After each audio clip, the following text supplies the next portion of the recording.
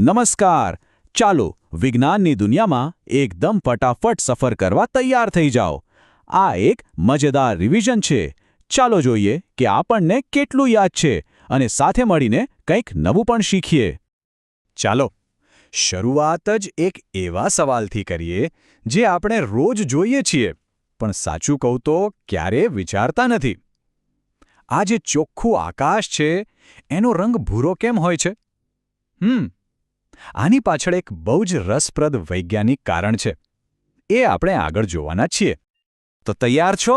ચાલો આ science sprint શરૂ કરીએ. આપણે કેમિસ્ટ્રી, ફિઝિક્સ અને બાયોલોજી એટલે કે રસાયણશાસ્ત્ર, ભૌતિકશાસ્ત્ર અને જીવવિજ્ઞાનના કેટલાક મસ્ત મજાના સવાલોના જવાબ શોધીશું. અને હા, આપણી સમજને એકદમ પાક્કી કરી લેશું. ઓકે, તો રાઉન્ડ 1 આપણી કેમિકલ દુનિયા. ચાલો શરૂઆત કરીએ રસાયણશાસ્ત્રથી. આપણી આસપાસની આ અદ્ભુત દુનિયામાં ડૂબકી મારીએ. સવાલ એ છે કે મિશ્ર ધાતુ કાંસુ એટલે કે બ્રોન્ઝ એ કઈ ધાતુઓનું મિશ્રણ છે? વિચારો તો. ઇતિહાસમાં આનું બહુ જ મહત્વ રહ્યું છે. થોડું મગજ પર જોર આપો, જવાબ સાવ સહેલો છે. અને સાચો જવાબ છે તાંબુ એટલે કે કોપર અને ટીન. જેમને પણ આ જવાબ ખબર હતી, વેલ ડન. આ બંનેને ભેળવીને જ મજબૂત કાંસુ બને છે, જેણે આખો એક યુગ બનાવ્યો હતો. ચાલો હવે ફટાફટ 3 અગત્યની કેમેસ્ટ્રીની હકીકતો જોઈ લઈએ. પહેલું, પિરિયોડિક ટેબલમાં જે ગ્રુપ 17 છે એના તત્વો હેલોજન કહેવાય છે. બીજું, સૌથી વધુ સક્રિય એટલે કે રિએક્ટિવ ધાતુ કઈ? તો એ છે પોટેશિયમ. અને ત્રીજું, પેલું CFC એટલે કે ક્લોરોફ્લોરોકાર્બન, એનો મુખ્ય ઉપયોગ રેફ્રિજરેટર અને એસીમાં થતો હતો. ચાલો એક ખરું ખોટું. વિધાન છે ધાતુઓ વિદ્યુતની સુવાહક હોય છે. શું લાગે છે, સાચું કે ખોટું? જવાબ છે એકદમ ખરું. એટલે જ તો આપણા ઘરમાં વીજળીના તાર તાંબાના હોય છે. હવે વાત કરીએ pHની, જે આપણને બતાવે છે કે કોઈ વસ્તુ કેટલી એસિડિક છે કે બેઝિક. આ જુઓ 1.2. આ આપણા જઠરમાં જે પાચક રસ હોય છે ને એની pH છે, એટલે કે બહુ જ સ્ટ્રોંગ એસિડ. અને હવે આ નંબર જુઓ 7. pH સ્કેલ પર 7 એટલે ન્યુટ્રલ એટલે કે તટસ્થ. શુદ્ધ પાણીની pH 7 જ હોય છે, ના એસિડિક ના બેઝિક. અને છેલ્લે 10. જ્યારે pH 7થી ઉપર જાય એટલે એ વસ્તુ બેઝિક કહેવાય. આ જે 10ની pH છે એ મિલ્ક ઓફ મેગ્નેશિયાની હોય છે. એ જ જે આપણે એસિડિટી થાય ત્યારે પીએ છીએ. સારું, તો કેમેસ્ટ્રી પૂરું. હવે વારો છે રાઉન્ડ 2નો, ધ વર્લ્ડ ઓફ ફિઝિક્સ એટલે કે ભૌતિકશાસ્ત્રની દુનિયા. ચાલો એના રહસ્યોને પણ જાણીએ. એક બહુ જ મોટો સવાલ, વીજળી અને ચુંબકત્વ વચ્ચે શું સંબંધ છે? એવું કોણે શોધ્યું હતું કે જ્યારે કોઈ તારમાંથી કરંટ પસાર થાય ત્યારે એની આસપાસ એક ચુંબકીય ક્ષેત્ર બની જાય છે? કયા વૈજ્ઞાનિક હતા એ? અને એ હતા મહાન વૈજ્ઞાનિક ઓર્સ્ટેડ, હેન્સ ક્રિશ્ચિયન ઓર્સ્ટેડ. એમની આ જ શોધને કારણે આજે ઇલેક્ટ્રિક મોટર અને જનરેટર જેવી વસ્તુઓ શક્ય બની છે. ચાલો ફરી એક ખરું ખોટું. વિધાન છે ચુંબકીય ક્ષેત્ર રેખાઓ એકબીજાને છેદે છે. શું આ સાચું છે? ના, બિલકુલ નહીં. આ એકદમ ખોટું છે. યાદ રાખજો, ચુંબકીય ક્ષેત્ર રેખાઓ ક્યારે એકબીજાને છેદતી નથી.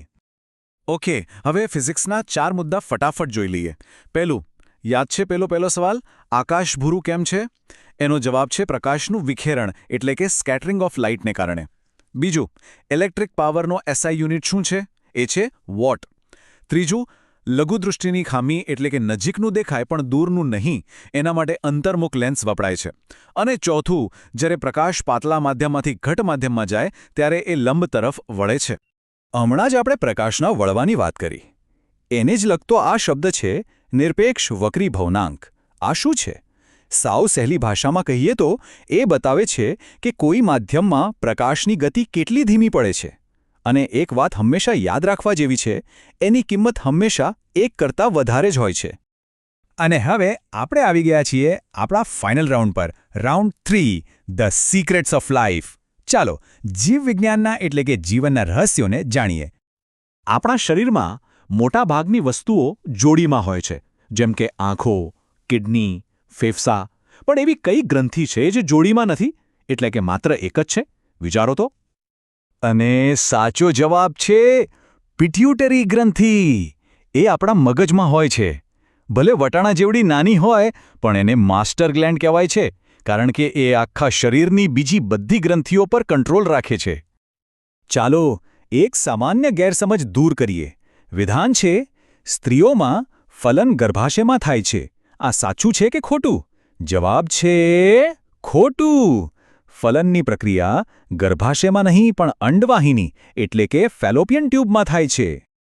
અહીં જીવનની 3 મુખ્ય પ્રક્રિયાઓ બતાવી છે.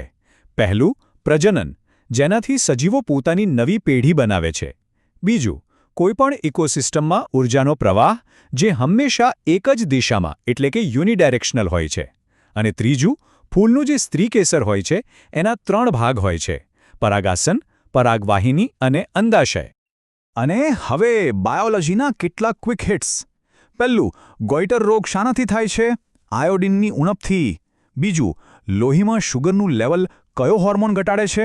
ઇન્સ્યુલિન. અને ત્રીજું, દૂધમાંથી દહીં કયા બેક્ટેરિયા બનાવે છે? લેક્ટોબેસિલસ. બસ આટલું જ? તો ચાલો ફટાફટ આજના મુખ્ય મુદ્દાઓ પર એક નજર નાખી લઈએ. આપણે શું શીખ્યા? કાંસુ એ તાંબુ અને ટીનની મિશ્ર ધાતુ છે. આકાશનો ભૂરો રંગ પ્રકાશના વિખેરણને કારણે છે. ચુંબકીય ક્ષેત્ર રેખાઓ ક્યારેય એકબીજાને છેદતી નથી. અને પિટ્યુટરી એક એવી ગ્રંથિ છે જે જોડીમાં નથી હોતી. એક વાત હંમેશા યાદ રાખજો, વિજ્ઞાન એ ખાલી જવાબો નથી, એ તો સવાલો પૂછવાની એક સતત યાત્રા છે. આશા છે કે આજના આ સેશનથી શીખવાની ભૂખ થોડી વધુ જાગી હશે. તો હવે સવાલ એ છે કે આગળ શું શીખવું છે? બસ આ શોધખોળ ચાલુ જ રાખજો.